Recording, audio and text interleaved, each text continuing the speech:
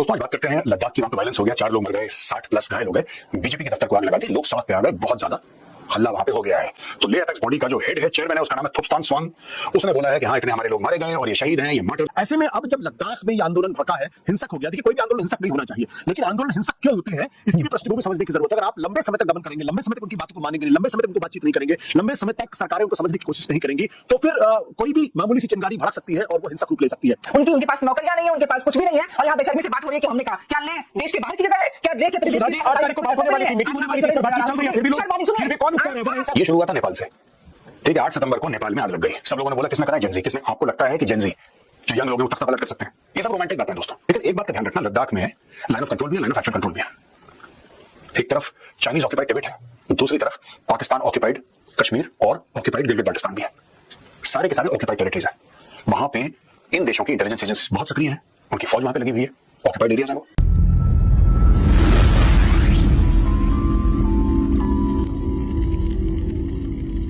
दोस्तों आज बात करते हैं लद्दाख की। वहां पे वायलेंस हो गया, 4 लोग मर गए, 60 प्लस घायल हो गए, बीजेपी के दफ्तर को आग लगा दी, लोग सड़क पे आ गए, बहुत ज्यादा हल्ला वहां पे हो गया है। और वहां पे सेक्शन 163 ऑफ द भारतीय नागरिक सुरक्षा संहिता 2023 से लगा दिया गया है, कर्फ्यू हो गया है वहां पे, और दुनिया भर की और चीजें हैं। लेह एपेक्स बॉडी लैब एक ऑर्गेनाइजेशन है, लेह एपेक्स बॉडी।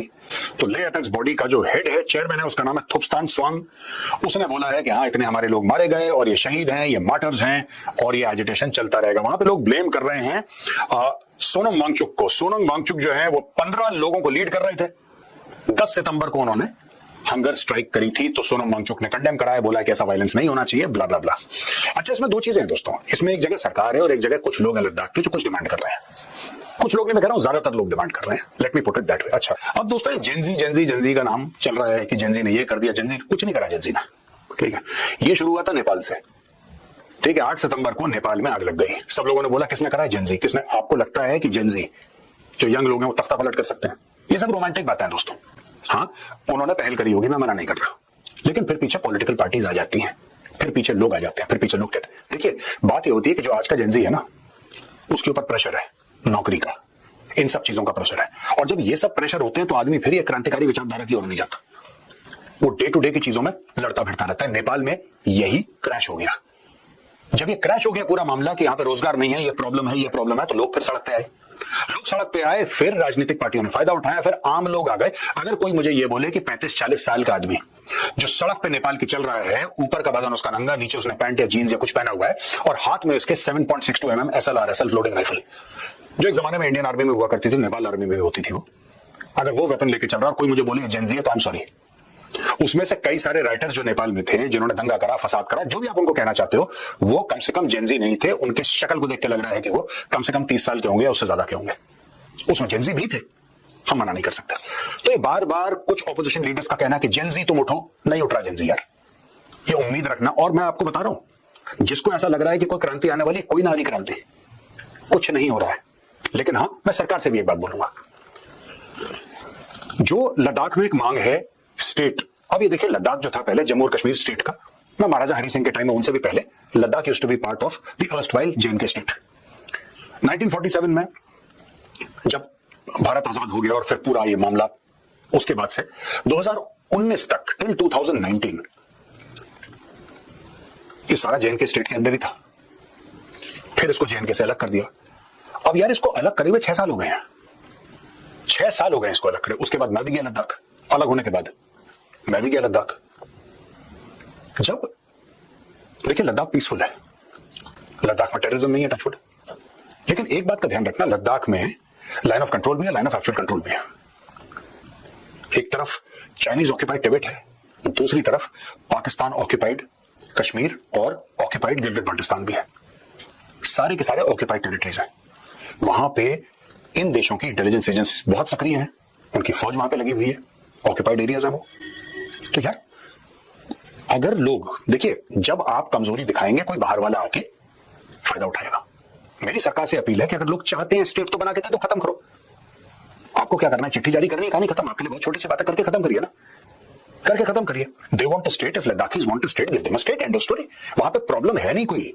कश्मीर में चलिए हमें एक बात समझ में आती है, लेकिन कश्मीर में भी तो उमर अब्दुल्ला है जो चीफ मिनिस्टर है, चलिए उसके पास पूरा पावर नहीं है। चलिए पूरा पावर नहीं उमर अब्दुल्ला के पास, पुलिस उसके अंडर नहीं है, कई सारी चीजें अंडर नहीं है, लेकिन कई सारी चीजें उसके अंडर हैं। लद्दाख में तो वो भी नहीं है। मैं गलत और सही किसी को नहीं बोल रहा, मैं ये कह रहा हूं कि लद्दाखियों की गलती, उन्होंने क्या गुनाह कर दिया ऐसा, व्हाट इज देयर फॉल्ट, मुझे समझ में नहीं आ रहा। मैं कई बार, अच्छे लोग हैं यार, अच्छे लोग हैं। देखिए अगर मैं कहता हूं कुछ बुरे लोग हैं जो वायलेंस कर रहे हैं लद्दाख में, वो बुरे लोग तो दिल्ली में भी हैं, वो बुरे लोग बंबई में भी हैं, वो बुरे लोग बिहार में, यूपी में, पूरी दुनिया में, अमेरिका में, हर जगह बुरे लोग तो आपको कुछ ना कुछ मिल जाएंगे। तो जाहिर सी बात है लद्दाख में भी होंगे, लेकिन मेजॉरिटी लद्दाख के पीस लविंग पीपल, दे नाइस पीपल, दे हॉस्पिटेबल पीपल। यार कितनी बार मैं जा चुका हूं लद्दाख। अगर उनको स्टेट चाहिए, दे के खत्म करिए, आपके हाथ में, छोटी सी बात है। अगर कोई ऐसी बात है, कोई बहुत बड़ी बात है, कोई सीक्रेट कारण है जिसकी वजह से हम लोग नहीं कर पा रहे स्टेटहुड का मामला, ये वो अलग चीज है, फिर मुझे उसकी नॉलेज नहीं है। लेकिन on the face of it there is no problem in Ladakh, on the face of it there is nothing that is going on which is more serious. Ladakh is a peaceful state, वहां पे terrorism नहीं है, वहां पे crime ना के बराबर है, राइट? पीसफुल लोग हैं, वेलकमिंग लोग हैं, टूरिज्म है वहां पे, अच्छा खासा टूरिज्म है, लोग पसंद करते हैं लद्दाख जाना। ऐसे में अब जब लद्दाख में ये आंदोलन भड़का है, हिंसक हो गया, देखिए कोई भी आंदोलन हिंसक नहीं होना चाहिए, लेकिन आंदोलन हिंसक क्यों होते हैं इसकी भी पृष्ठभूमि समझने की जरूरत है। अगर आप लंबे समय तक दमन करेंगे, लंबे समय तक उनकी बातों को मानेंगे नहीं, लंबे समय तक उनको बातचीत नहीं करेंगे, लंबे समय तक सरकारें उनको समझने की कोशिश नहीं करेंगी, तो फिर कोई भी मामूली सी चिंगारी भड़क सकती है और वो हिंसक रूप ले सकती है। जो सोनम वांगचुक हैं वो पिछले दिनों दिल्ली भी आए थे, दिल्ली की यात्रा भी की थी, उस वक्त भी उनको सड़क पर वॉक करने के लिए या चलने के लिए इसे पूरी तरीके से बंदिश लगा दी गई थी, अंकुश लगा दिया गया था, 5वीं उनकी भूख हड़ताल थी। तो आप सुन नहीं रहे हो किसी बात को, तो जनता के पास क्या हथियार होता है, जनता के पास क्या ऑप्शन, क्या विकल्प होते हैं। सरकार के पास तो विकल्प होते हैं, सरकार तो पुलिस छोड़ सकती, सरकार सीआरपीएफ बीएसएफ का इस्तेमाल कर सकती, सरकार जरूरत पड़ने पर सेना का इस्तेमाल कर सकती, सरकार जो है वो आंसू गोले छोड़ सकती है, सरकार जो है वो फायरिंग तक कर सकती है।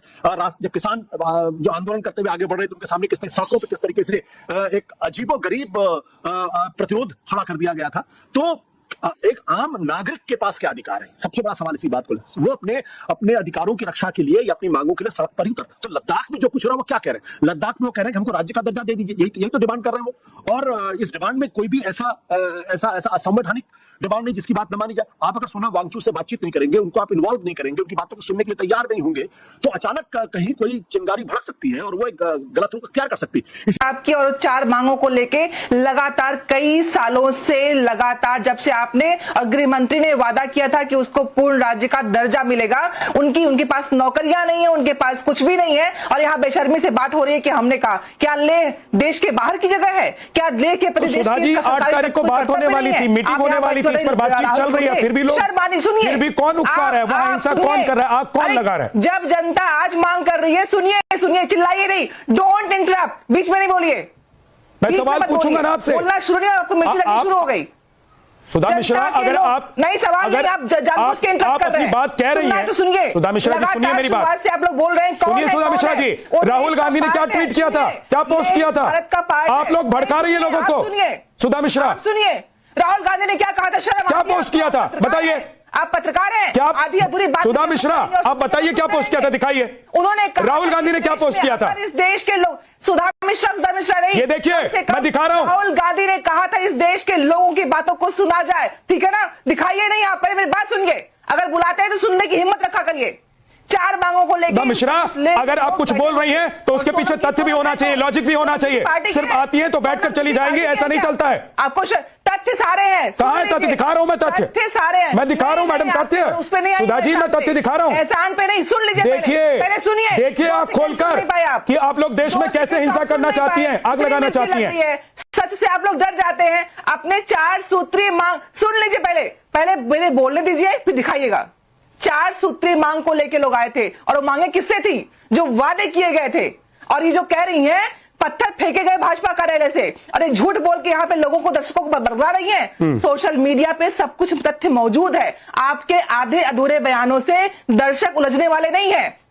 हमारा देश नेपाल श्रीलंका में नहीं है, लेह श्रीलंका नेपाल में नहीं है, इस देश के लोगों की जरूरत है। उत्तराखंड के बच्चे अगर विद्रोह कर रहे हैं तो आपके पेपर लीक क्यों नहीं कर रहे हैं? अगर लेह के बच्चे वहां पे खड़े हैं तो अपने अधिकारों के लिए, नौकरियों के लिए खड़े हैं, और आप लोग को शर्म नहीं आती कहते हुए, कांग्रेस जिम्मेदार है, सरकार आपकी, आप लोगों को तो शर्म तब भी आनी चाहिए थी सुधा मिश्रा जी, जब आप लोग नेपाल को और भारत को कंपेयर कर रहे थे। आप लोग जब कंपेयर कर रही थी ना कि नेपाल जैसे हालात यहाँ ना हो जाए, तो शर्म आप लोगों को आनी चाहिए थी कि हिंदुस्तान से नेपाल सीखता है, तो कह रही हूँ इस देश के, और नेपाल से हिंदुस्तान में कुछ हो जाएगा ऐसा संभव नहीं है। लेकिन आप लोग हिंसा को भड़काने की कोशिश में क्या क्या कर जा रही है, आप लोग अपनी बातों को रखने की कोशिश में क्या क्या कर जा रही हैं, हिंसा भड़क जा रही है, बीजेपी कह रही है, और आप लोग कह रही है कि शर्म आनी चाहिए। बोल बोल के बीच में इंटरप्ट करते हैं। राधिका खेड़ा बोलती रही, आपकी हिम्मत नहीं हुई। ठीक है मैडम, ठीक है ना, ऐसा लगता है आपको भी टाइम दिया है।